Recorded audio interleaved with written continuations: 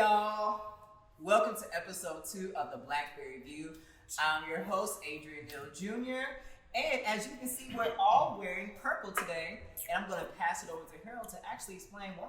All right, everybody. So thank y'all for being here. To give you some context, the month of March actually represents Women's History Month, right?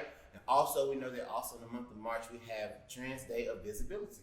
So with that, we want to give a special shout out to all the women in the world, but especially our Black women. No matter, baby, if you're plus size, petite, dark skin, light skin, or masculine or feminine, we appreciate you for all your grace. And so with that, cheers to women on Women's History Month.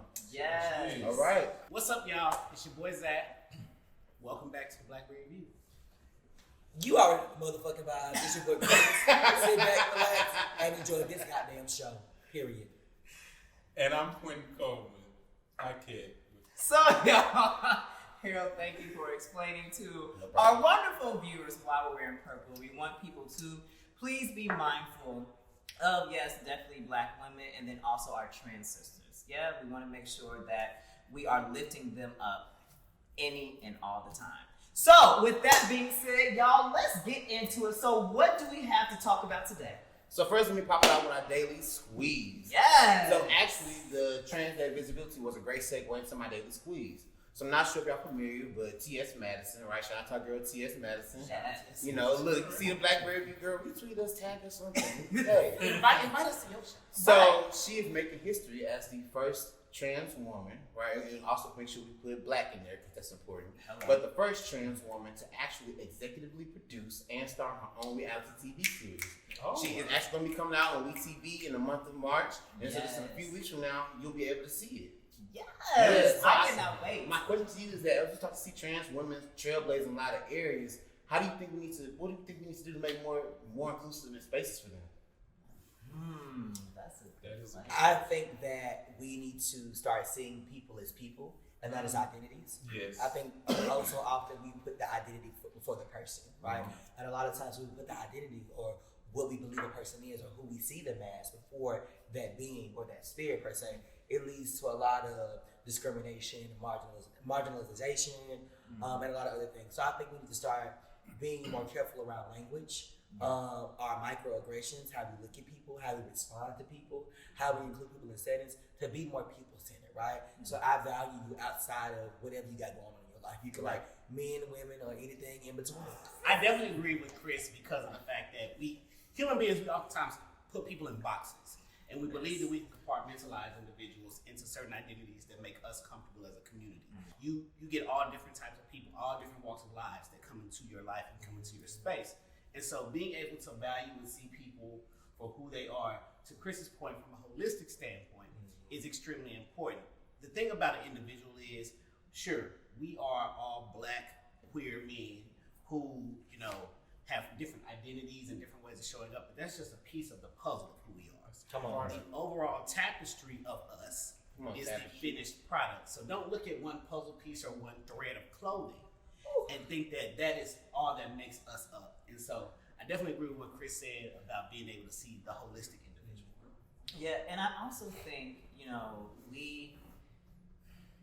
we need to stop worrying about what folks do in the bedroom or what body parts they have, right? Because that's none of our business, right? And so it kind of irritates, well, not kind of, it irritates me when I hear folks say things like, oh, well, do they still have their dick or the case may be? And I'm just Or are you the boy or the girl? Or are you the boy or the girl, right? And that, what does that have to do with how you treat and approach someone, right? Like, we shouldn't have to, that should not be a question, that should not be something that is in your mind begging to come out when you meet someone of trans experience, right? And also, I think we need to make sure that we're coming to various communities, Black communities, trans communities, etc., from a learner mindset and not thinking that we know everything about a community. Me as a Black gay man, I don't know everything about Black gay men, right? I don't identify as someone who is heavily involved in the ballroom, so I don't know much about the ballroom community. So to to approach that community from I know everything or I can whatever, to me it doesn't make Well, and then We have that's- to have a learner mindset. Yeah, I mean, I think that that's so ignorant for someone to like speak on a community that's so unaware of like what the goings on and what they go through in their community. Right. So, and then also to your point, Adrian, it's like, okay, if I'm in corporate America and then like I'm trying to speak on, you know, this guy being gay, I'm like, what does that have to do with like my job, like my day-to-day work in corporate America? Like that has nothing to do with that. So yeah, I kind of piggyback on all of it. Can you do the job? That's And Can you also do the do the job. One Then thing do that it. I think that we also forgot about with Harold's question, but we've hinted on it. There needs to be an overall sense of advocacy. We Yeah. need to show up for our trans brothers and sisters just as we want them Absolutely. to. Like they show up for us. Like they show up for us. Each and every time. Each and every time. Each and every time. And there are courageous conversations that need to occur within our community that's like, this is what advocacy looks like, but also, and Harold knows where I'm going with this probably, accomplish it. I'm an accomplice now in your journey and your battle for equality. So Right. for some individuals, advocacy just looks like, let me post this picture, post this status, or, you know, wear this shirt one day. No, Accomplish it. I'm on those front lines Right. with you. I don't want an ally. I want an accomplice. I want somebody. If I'm in the trench, I look to my left and look to my right. You in the trench having to dig me out. Right. Because only when you being an accomplishment is so different from being an allyship, right? So I think the big term, overarching term, and when you're going into communities that are not your own and you're trying to advocate is ally. But people don't realize how the meaning of allyship, right? Allyship comes from a place of privilege. Like, I'm your ally, right? I'm your friend, so that means I have something that I can give you to help you out, which is great. And I feel like it's an amazing step. But to go further, we need to be more accomplices, right? Just no longer can we settle and be okay with being allies, because we've been being allies for years and people are still going through the same things. And you know, when I think about the ways in which, particularly when I think about my question and what this means in terms of trailblazing, issues across the world, absolutely from an inward perspective.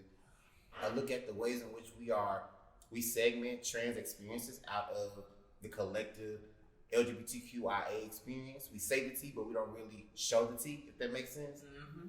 And so I think that as we continue to expose our children to more diverse thoughts and perspectives, we need to also make sure that's intersectional and inclusive of the trans experience. But I think a lot of our children are getting, like a lot of our youth, as they get older, are learning more about queer identity and being what it means to be, you know, gay, what it means to be pansexual, all these different things, but we still leave out, right, intentionally and unintentionally at times, we leave out our trans experiences. So I think what this does now is that TS, particularly being a Black trans woman from the South, right, she's very adamant about how her mom is also very much so Christian, very much traditional Christian. So thinking through those pieces and now being able to see this on the screen, she's going to really take us into a deep dive of her life. So I just love that. Hopefully people can see that as something very transparent, very humbling, and don't use that against her any type of way. But I'm excited for her. So shout out to you, TS. Yes.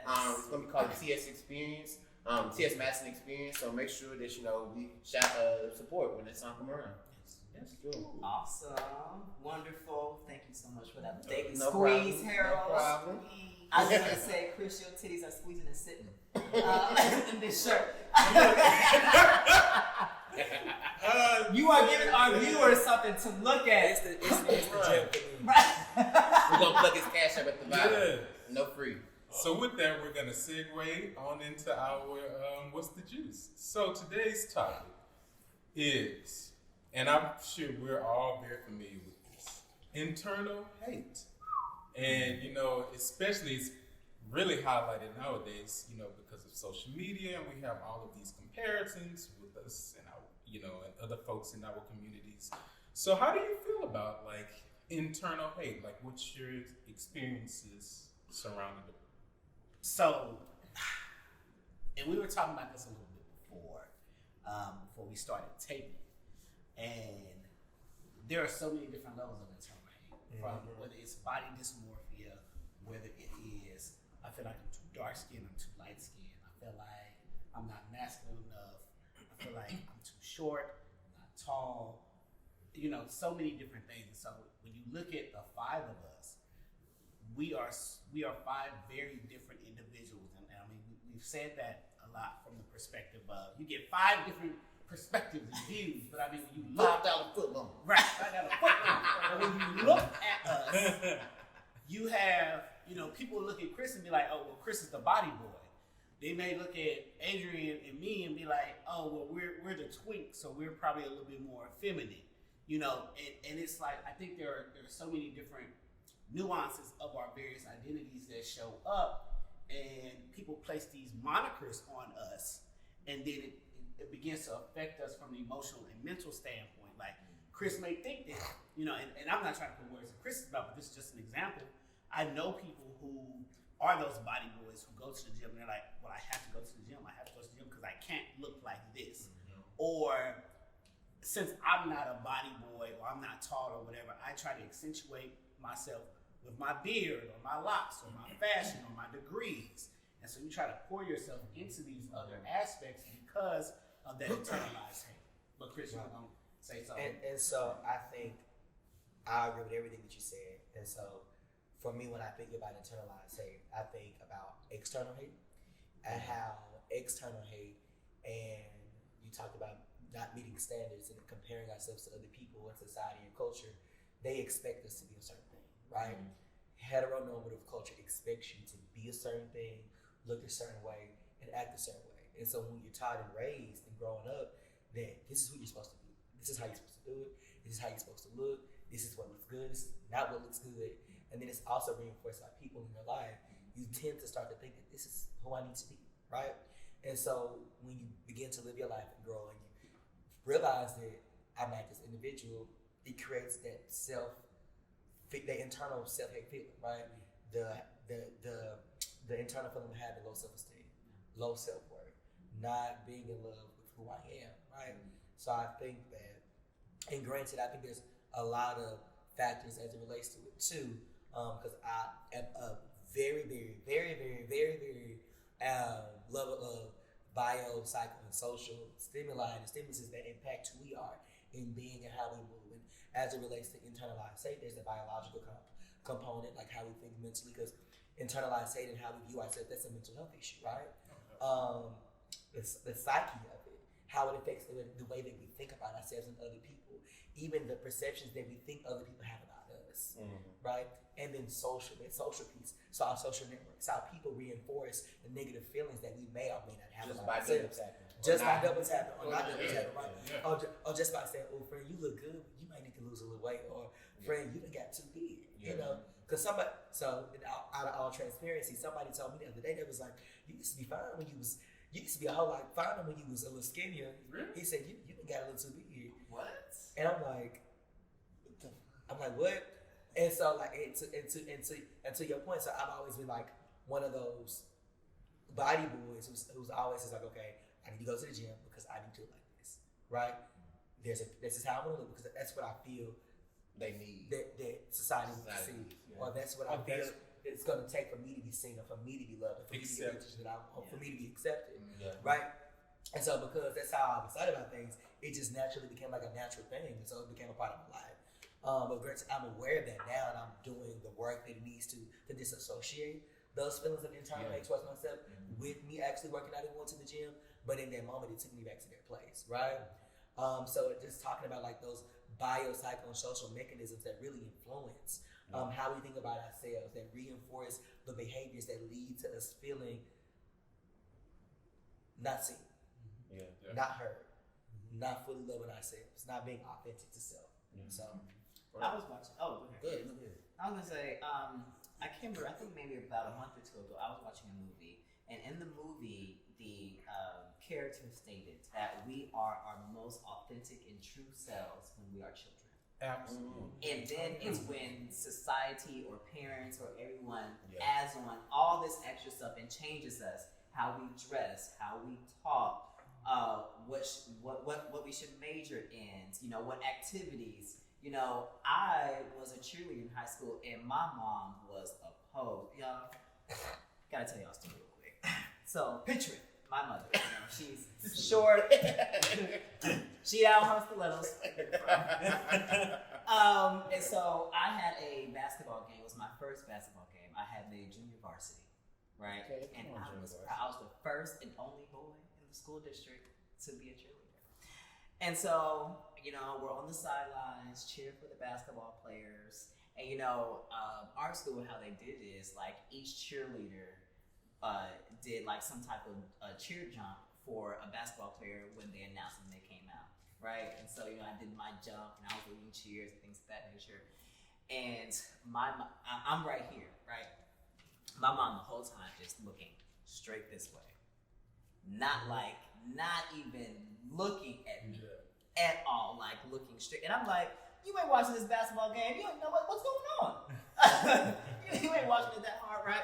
But I say that to say, you know, I do believe that we are our most authentic selves as children, right? And it's when society and our parents and other individuals tell us how they think we should be. And for me, something that I often struggle with is accepting my feminine side. So if y'all would notice, I'm actually wearing heels today because we are talking about this topic. And the reason I decided to wear heels, because I actually like wearing heels. And I teach dance classes in heels, but there's always been shame associated with that because we are taught that men should dress and look a certain way and act a certain way, and women should dress and look and act a certain way. When in reality, what people don't know is that heels were initially invented for men because men were short.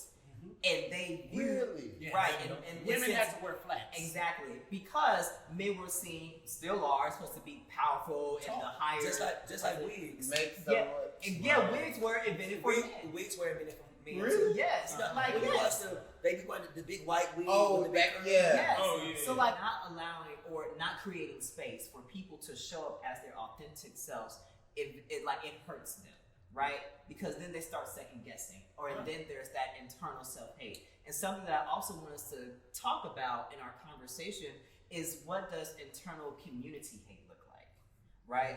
Us as a Black LGBT community, and what does that look like? So a good point to that is being in the queer community, right?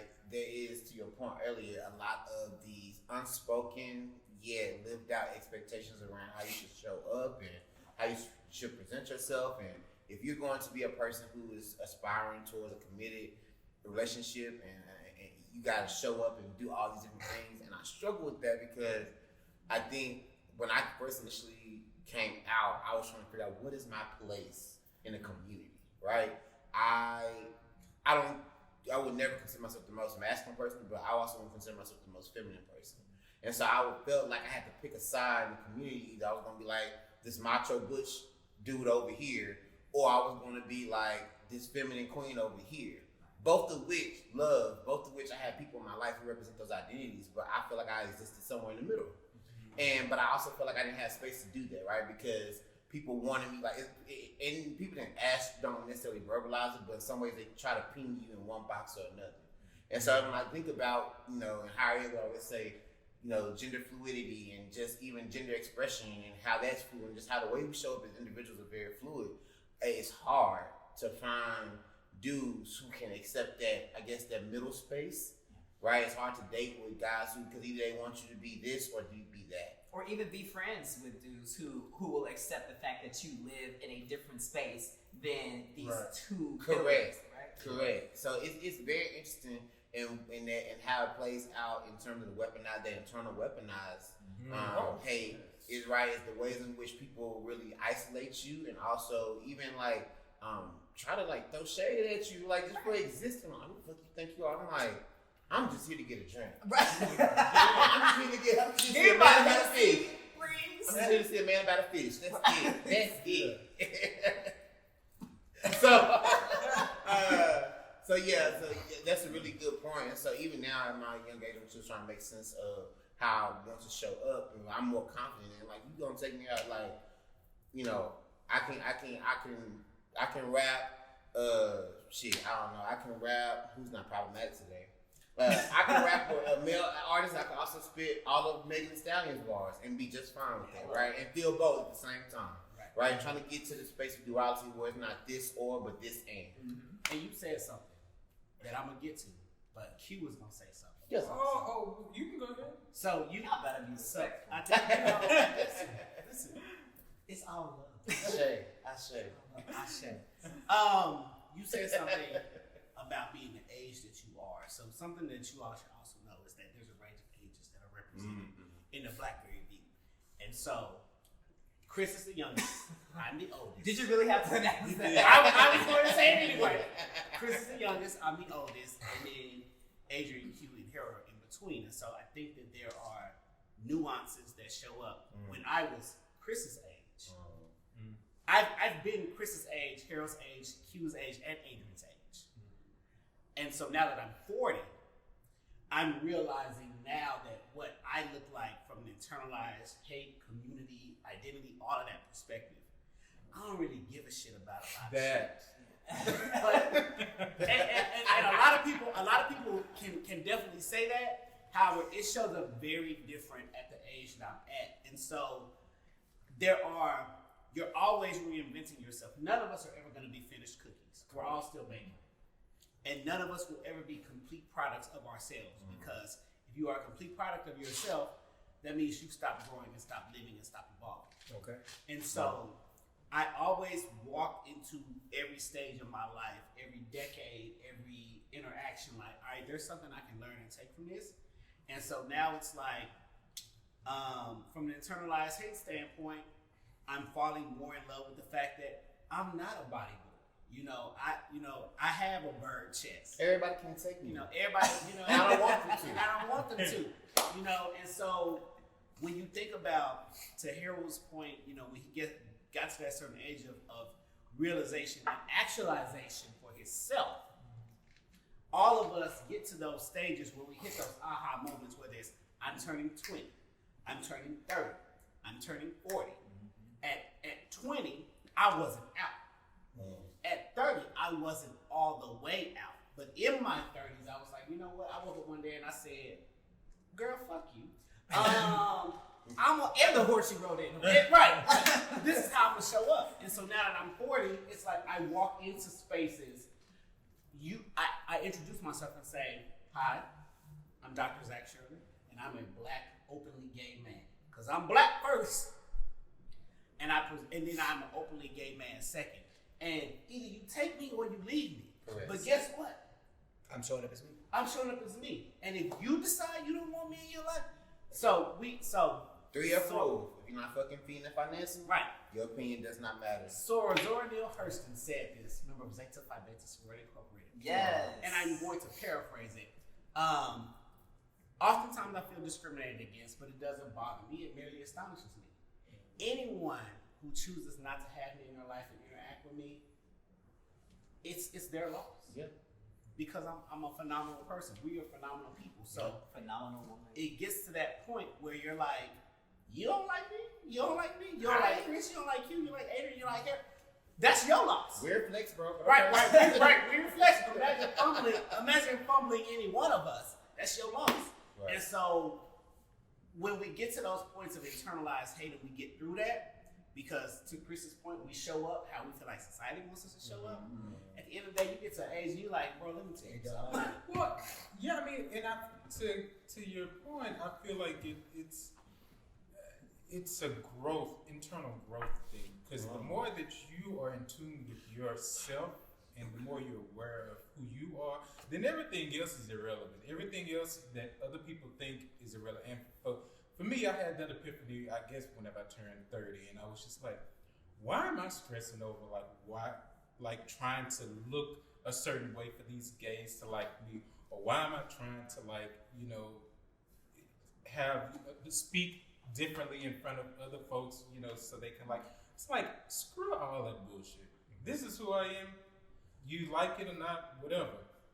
And also, Leontine Price, who I'm just going to plug in there, famous opera singer, and she said, for years in an interview where there's an interview, the guy, he says, so how do you deal with, a lot of Caucasians having issues with African Americans in opera, and she was just like, that's not my problem. She's like, that's their problem. Right. She's like, I come to sing and use my gift, but why should I be bogged down on what others think of me? And it's like, that's irrelevant. So that's kind of like what I take now. I'm like, I mean, I'm Quentin Coleman. You gonna love me or you gonna hate me? And that's what it is. Because everybody giving quotes in the words of JT, real ass bitch, get fucked by the nigga. Big Breaking Bad, hold 5-6 figures. Stripes on my ass, all he called his pussy Tigger. Fucking on a scamming ass, rich ass nigga. We're talking about having a level of authenticity and showing it authentically is you. So, real ass bitch, give a fuck about a nigga. One of my favorite lines, because I'm going to be me. What's realistic for me at all times. And I can give a fuck what the fuck you think about me. And so I learned early on that when I was trying to show up as other people, when I was trying to figure out life through trying out different personalities, trying different wardrobes, trying to be different representations of myself, that quintessentially were a part of me, but my journey in my life and myself was so much more expansive than what I was showing up as, right? So when I literally started coming up and showing up as me as Chris, as you see, I found the realness in me being that real ass bitch give a fuck about a nigga. And I learned that people valued me for me, right? People value me because I'm not always politically correct, right? People value me because I might be having a full conversation with you over here, and the next second I'm singing a gospel song. You see what I'm saying? Whoa! You start to realize how to show up as yourself. You will understand that people will accept you more because people see through all that fake shit. Yes. Because when you put out a negative image, a false image that's not you, that's not representative of you, you always have to put that out, right? So every time you come around a group of people, you have to act in the same way that's not consistent with who you are. And who's to say, because it's not consistent with who you are, you're going to act the same way over and over. So people see that shit, right? And so once you showing up and representing you, when it's really not you, it's not a positive, it's a negative. And that just reinforces that internal piece because you're still trying to figure out who I am. And so it's like, damn, I'm showing up as this person, but they really don't know the real me. So it's like, well, what's wrong with me? So it creates that internal battle and struggle. It's like, damn, but what's wrong with me? Because I'm showing up as them and they like him, but would they like me as well? You ain't got to do all that. Just always show up as you be, baby. Be you, be bold, be bright, and be beautiful. And then that takes so much energy because I've been there before where it's like I tried to put up this front of being somebody else. That takes a lot of energy. That takes a lot of like concentration, and you're having to like, okay, who am I today, and how am I gonna, you know? So like, but again, I got to the point. For me, it was just my 30s, and like. Now I'm gonna go back. Now sometimes it's okay to do the code switch. When it comes to the bed, I'm gonna tell you. That's different. When it's time to be a boy and get the trade, I'm gonna get there and get the trade. Lord. What I heard from everyone, it seems like where we definitely are alike. We're alike a lot in our viewpoints, as we've gotten to a place to where we are, what's in somewhat acceptance of who we are and how we show up in the world. But I think something that I noticed that we all talked about a journey in order to get there, right? Chris, you have been blessed to have gone through that journey at a young age, which is amazing, right? Because that's only going to propel you even so much further in life. My ass, on the other hand, I didn't realize who the fuck I was until probably like 32. I didn't start doing the work of really figuring out who I am, right? And working through past things, right? And because coming from a family where, we're all black, right? What happens in this house stays in this house. Right? This should not be a political mantra. Right? We all know that, right? And we also know, and we've also heard that as black men, black people in general, we have to work 20 times harder than our white counterparts to get half as much. Yeah. And so we've kind of been programmed to be other people, not just when it comes to our queer identities, but when it just also comes to our racial identity. Exactly, just to exist. Right? Yes. Just to be safe. Just to not get shot in the street. Oh, shot time. Right? Just to get into college. That hyper ambition is toxic. Very toxic. community and I see doctors and lawyers and I just feel like we go so hard because in some ways, we are trying to always compensate Exactly. for our identity. Because the question is, how many times have we had to shed the skin of who we thought we once were going to be? Yeah. And you go to the family reunion or the family function and you're like, he gay. Yeah, but I got 3 degrees. My house paid for. While that's toxic for them to say and greet us with that, but it's also toxic for us to respond. That To say response. that like my accolades and material things make my identity of value. But we respond to vitriol with vitriol. Well, Yes. And that's how we also in the black community, we like, think about it, we was all growing up. That's a method of protection. If you get into a fight, you better not come home and not have bloody his nose up. Right. So I gotta, and we say, if they hit you, if they don't hit you, beat that whole ass. Don't hit first. But if they bitch hit you, beat they motherfucking ass. And don't get Don't be no tell her get home. Right. and that's the thing. We sit up and we say, and I said it this morning, and I still stand by this. In 2021, I've chosen violence. Every day. Every day. My But fingers think are about it. We choose violence because when violence comes to us, that's how we respond. Yeah. So, I mean, like you So definitely kind of like hurt people. It's Yeah. like, it's the same concept. And we're not really taught how to communicate, problem solve, critically think about something. Absolutely. Like we are not taught that. Right. yeah. And like many of us come from a household of surviving, Yes. right? Come on. Just surviving. We're part of lineage of survivors. Just We black people are. in general. And you know I'm what? a It's not survivor. I'm not gonna give up. I'm not gonna stop. I'm gonna work harder. Right, so we and coming from Damn shame how they did Latoya. lineage of survivors is not a bad thing, right? Because we know how to survive. Yeah. And so that's a good thing. But we also need to know how to thrive in a healthy way. Right. And Yes. And so, going back to a point, and just even thinking about because I'm in public health, and so thinking about people who experience homelessness, people who engage in high risk behavior. So just thinking about people, they're just living life trying to survive. Yeah. So it's hard to think outside of the box, or to go see a therapist, or to do internal work when your main priority is to survive.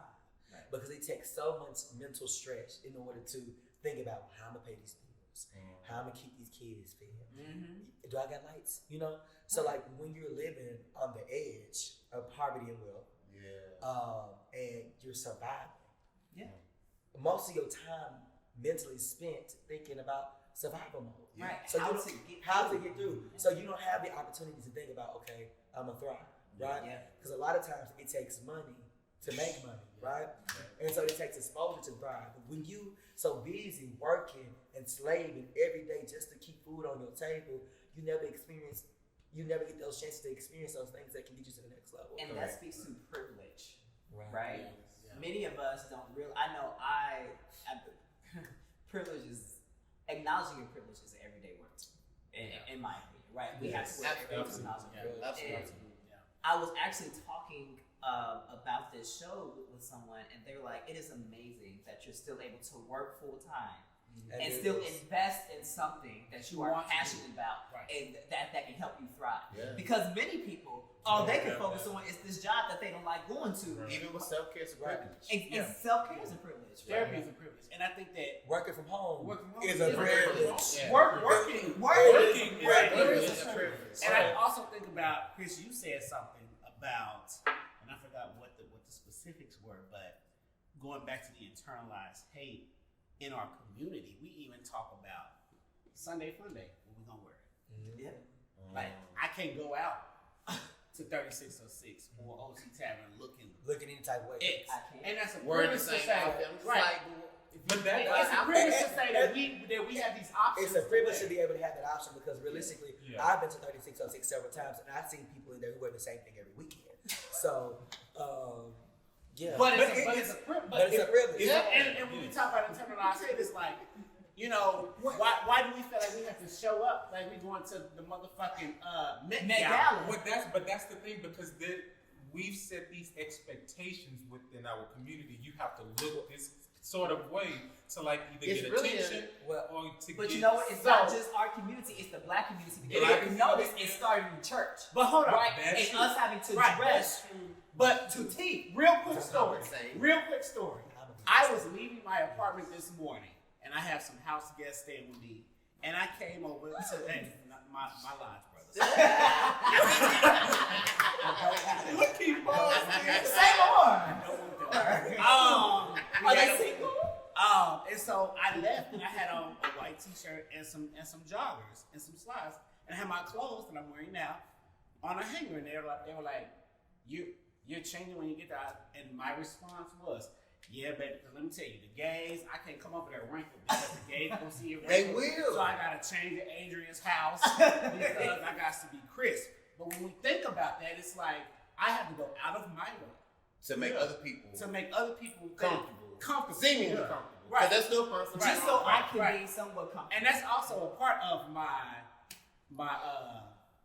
tips and dip later on. But I'm gonna Yes, do that. and we're actually just a few more comments, and we're gonna move on to the next. Because Chris got to do his segment. Well, I was gonna end my little spit with this.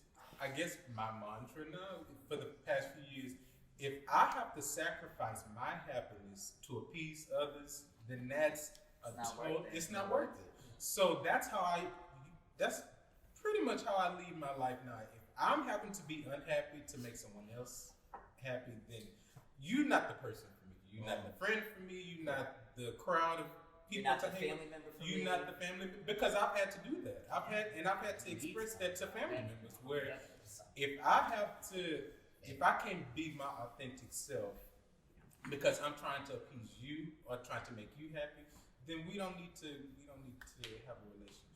That's true. So I'll just leave it. Well, this was definitely some amazing conversation. We went deep. We went deep. Oh, I didn't want it to stop. Trigger. However, We went deep. we dove into and now we're going to swim through. And Chris, what are we going to do next? So now we're going to jump into one of my most favorite parts of the discussion. Because it's yours. Well, hey, it's me. It's called WTF Moment, so what are those feelings? So in today's conversation, we talked about how damaging internalized hate can be. We also talked about intercommunal hate and how society affects the way we think about ourselves, how it affects how we view ourselves, and how it affects how we move, right? So now I want to go around and ask everybody to share one feeling associated with how you feel when you feel like you're in a space and you're not being yourself. What does that feel like in one word? For me, it's betrayal. Why? So I feel betrayal, and I'm going to expound upon this a little bit when we get to tips and dip. But betrayal for me is I'm not being true to myself, and I'm worried more about everybody else. And so I feel like I am therefore betraying myself because at the end of the day, just like the rest of us, whether we are partnered or not, at 3 a.m. in the morning on a random Tuesday, you in that bed with your thoughts. Right. Yeah. And so I feel like for me, it is, I'm not being kind to myself. I'm not giving myself grace.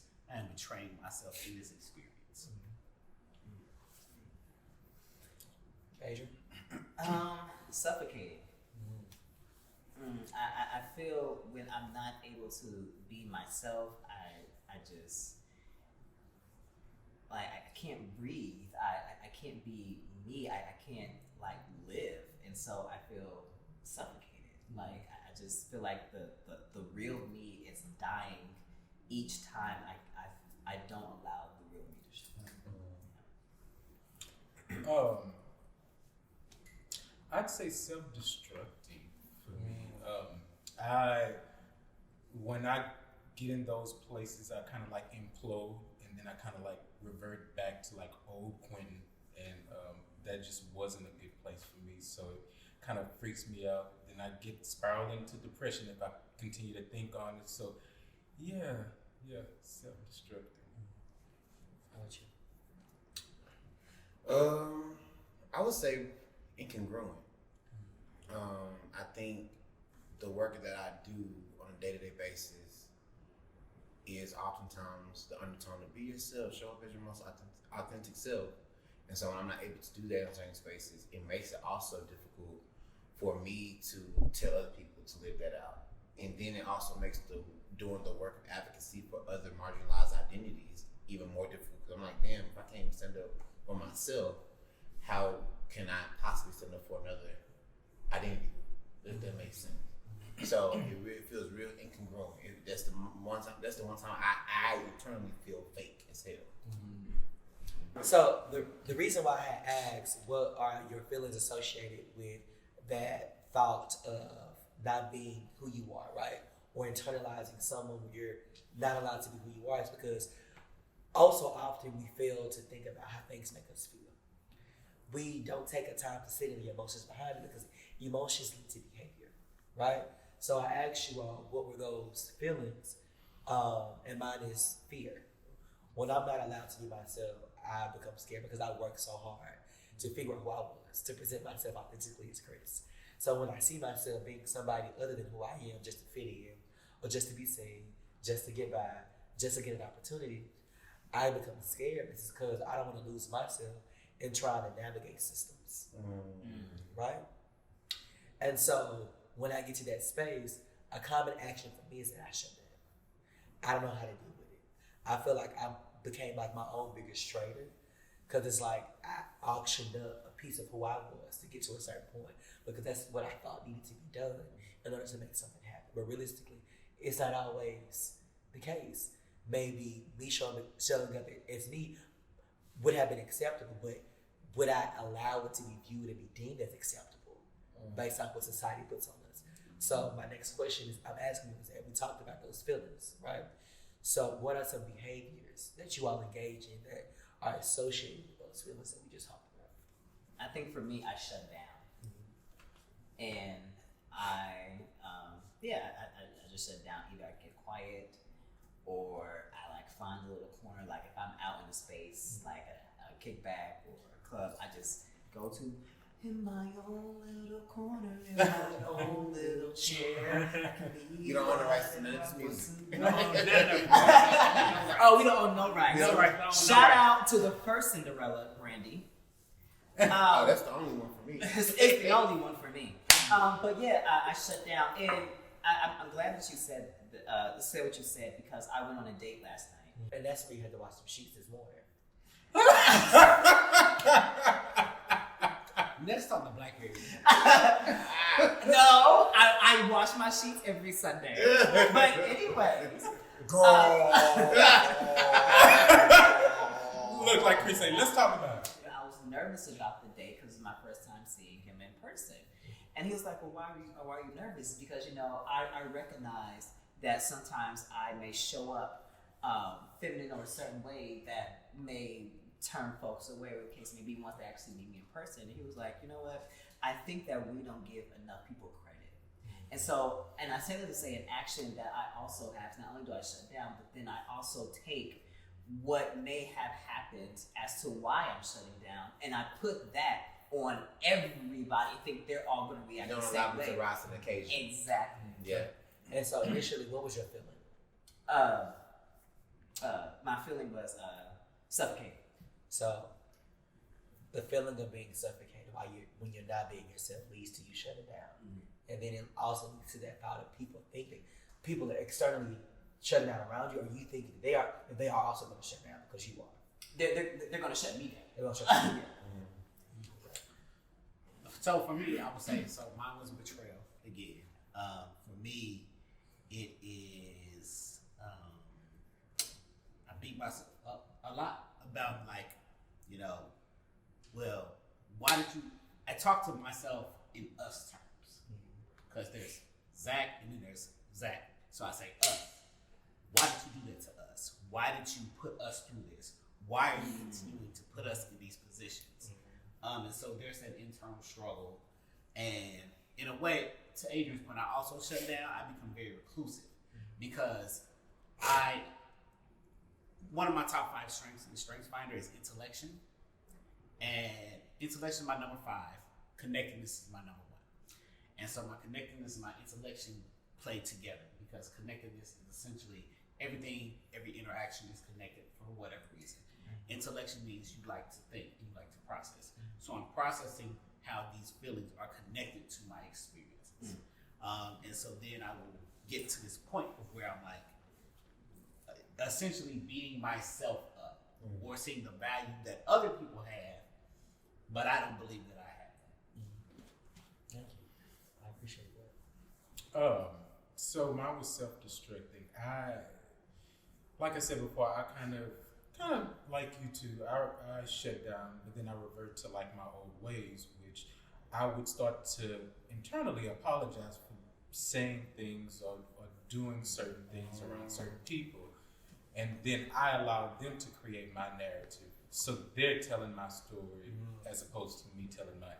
And then, it just spirals after that. And then I just collapse. And then I get quiet. And then I start to second guess things that I say. And then I just kind of like leave the function if I'm at a function, because I'm like, I just can't take it. Go home and just wallow in like my thoughts. And then it's just like...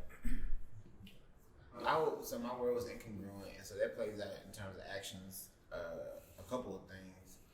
Sometimes I self-deprecate, right? So I try to talk about me before somebody else has a chance to talk about me. I also, a fan favorite, as toxic as it is, I want to sound therapy, don't judge me. I retreat because I become so comfortable with the power that I think we all should become comfortable with, that we can recreate our spaces and recreate our networks and people we hang around. So that if you're not giving me what I need, I can go somewhere else to create a friend group or a family group, that gives me what I need. And so I retreat. And while in the moment it feels good, the backlash that after has been me really missing some of those relationships with people. That to your point, maybe if had I given them the chance to rise to the occasion, then maybe we could have still established that relationship, and they could still be something we could still be like engaging in. But because I'm nervous, because I don't want to even get to the other side of door number 2, I'm just like, you know what, I'm gonna retreat, I'm gonna leave, I'm gonna dip out at the function, and then I'm gonna go with my people that I know I don't have to second guess, can I show up as myself? You know what I'm saying? I don't have to shit on me before they can shit on me in order for me to feel valued in the space. So And so we talked about the feelings. Thank you, Sabrina, for sharing. We talked about the feelings. We talked about some actions associated with those feelings and how they can be negative, right? So what are some things that you can employ within your life on a day-to-day to help you get over some of these barriers that are associated with these negative feelings that come from when you're not allowed to be yourself? To prevent you from engaging in those actions that you don't want to be, from retreating, right? From shutting down, from being the person in the corner looking, from having to think that I have to talk about myself before somebody talks about me.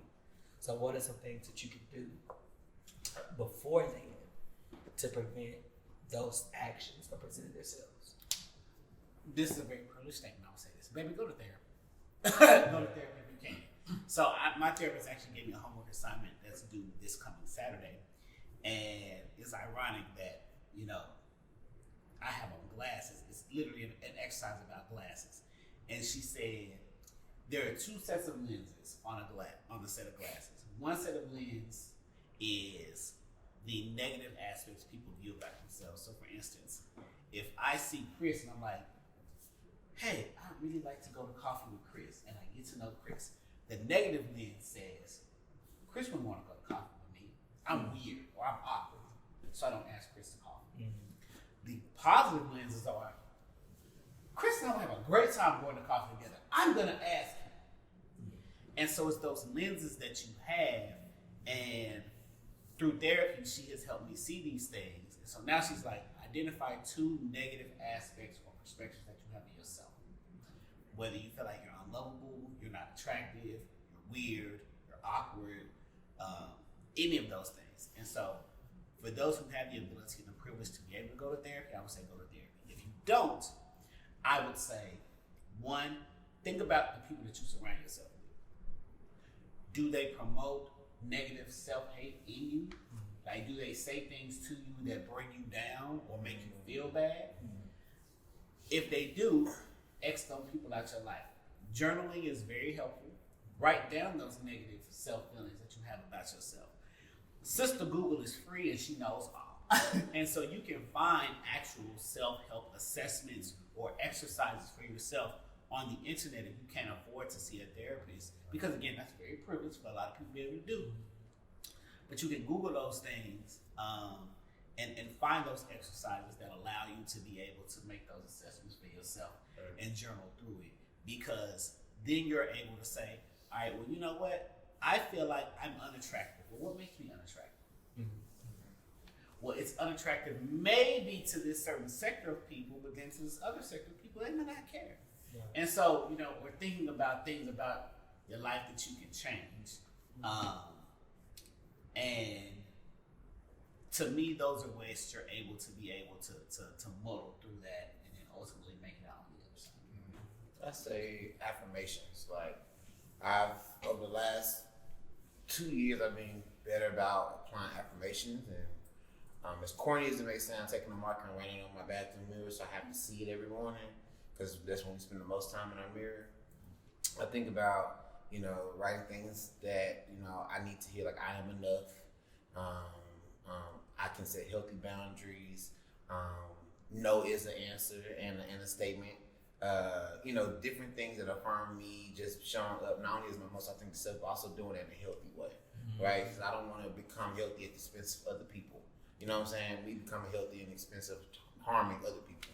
So I love affirmations, and it's also on YouTube. There's a Black girl affirmation audio that they have, and so it says it's for Black women, for Black girls. But if you listen to it, all the things are still readily applicable to anybody else, regardless of your gender identity. But I also listen to that sometimes and just let that play. And it's a Black woman who just like pumps me up, gives me my energy, and I take that with me. For me, kind of what Harold said about affirmation. One thing that really helps me is just, and I always tell a lot of my friends this: spend time with self. I don't think we ever take the time to just be with us and to really learn us, because we're always like with our friends, we're always like with work colleagues and all of that. But spend time with yourself and ask yourself those hard questions, like, who am I? Like, that was a hard question for me a few years back, because I was like, oh, shit, I don't know. But those types of questions really gives you focus on who am I? And, and so that really helped me over the years. And I'm already alone, so not everybody's like alone, but I had a lot of years and a lot of time to reflect. And as of late, the past 3 years when I went on this weight loss journey, I really had a lot of those moments where I had to really discover who I was. And so whenever I have those moments, those self-devastating moments, I have to reel it back in. It's like, who are you? And what have you been doing for the past 3 years? You've been putting in this work on this journey. Don't revert back to that old cue, So I have to like snap myself back to that. And most of the time I'll reel it on back. But then, there are other times where I kind of like fall. But then I've also learned, don't punish yourself whenever you do have those moments, because, there are always going to be moments where we fail, and you have to give yourself permission to fail. Right. And that's kind of how I like reel it back on. Very quickly, I will say, surrounding myself with community, with people who affirm me, with people who make me feel good, right? With people who lift me up and celebrate me, but also hold me accountable, right? So I would say, find, a group of 3, 4, because it can never probably be 10. It's probably like a good 3 or 4 individuals in your life that feed into you in a positive way and don't take. Thank you for sharing. And this exercise was really, really, really, really, really good. Free therapy. And so I want to give y'all something to take home. So I do a training about responding. So how you respond to situations and how you respond to yourself. So we have 4 different types of response systems when things happen. We have fight, flight, freeze, and appease. Okay? So when you're in a space to where you feel like you're not allowed to be yourself, and you start to get those feelings to where you feel like you're gonna shut down, we're either fighting those feelings or we're shutting down and we're flying away. But we need to do less of that and more freezing. So being settled where you are and learning how to appease the situation, getting back to you. So less fight, less flight, but more freezing and appeasing who you are as a being to get back to self. Wonderful. Dr. Phil who? Oh. Make me want to shake a titty. Yes. So, as we move to the end, our first episode, this segment was called WOW. It was an acronym, Words of Wisdom. But since then, we've really reformulated it. And so now it is known as Tips and Dip, because I'm going to give you 3 tips every episode. And then we're going to dip. And so, shout out to my boy Daryl for helping me come up with the name of the new segment. Shout out Daryl. Daryl. But tips and dip. So the first tip, and these are in no particular order. So the first tip is, a mentor of mine once upon a time told me, we talk about internalized community hate and internalized hate, period. Number 1, if you want to change some things about your life, the first thing you got to do is change some things about your life. We have to wake up and realize, all right, I don't like this. I don't like feeling like this. But only we have really the power to change that. So if you want to change some things about your life, folks, the first thing you got to do is change some things about your life. The second tip, no longer omit pieces of yourself for the comfort of others. Because people are fleeting. Relationships are fleeting. It's just your turn. It's just your turn. However, the first and most consistent relationship you have with anyone is a relationship you have with yourself. That's it. That's defining. That is defining. And the final tip, before we get the perspectives of the other members of the Blackberry Review, and then we did, don't let someone else author your story. You have to write your own story. People may be supporting cast members, but they should not be the ones to define your story and author your story, because when the day comes that you leave this earth, will people say at your eulogy that that this person let other people define their story, or they live their story on their own terms? You write your own narrative. So, those are those 3 tips. Anybody have any feedback before we dip? My feedback is retweet. Retweet. That's it. It only takes 1. If they do 2, they can go to hell. I'll leave you with a great song. If you want to be somebody, You want to go somewhere? You better wake up and pay attention. And on that note, everyone, thank you for tuning in to our second episode of the Blackberry Review. Please don't forget to follow, like, and share our Twitter, Instagram, and Facebook. And please continue to watch us on YouTube. Thank you and have a great time. We out of here. Period.